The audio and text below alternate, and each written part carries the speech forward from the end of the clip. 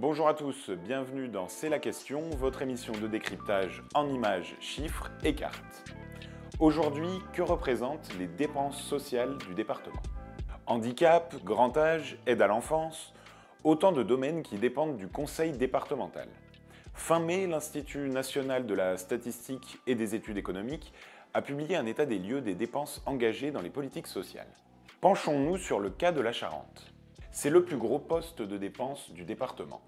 Les affaires sociales représentaient 262 millions d'euros en 2023, soit la moitié du budget de la collectivité, loin devant les finances et l'efficience des politiques publiques, l'environnement et les infrastructures, et la culture et citoyenneté. L'étude de l'INSEE dresse un bilan plus détaillé. En 2022, le département a dépensé 683 euros bruts par habitant dans les aides sociales. Une enveloppe en constante augmentation ces 10 dernières années, signe de la précarisation de la population.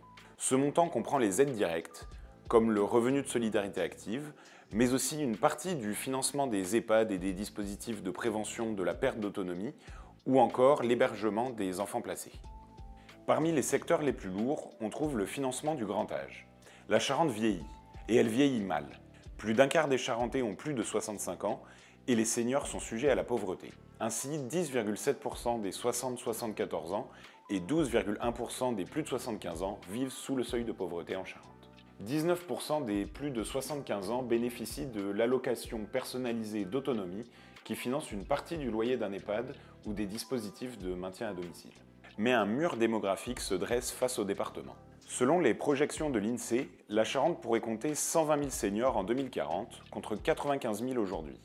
Les dépenses liées au grand âge pourraient bondir. Autre source de dépenses, les infrastructures d'accueil.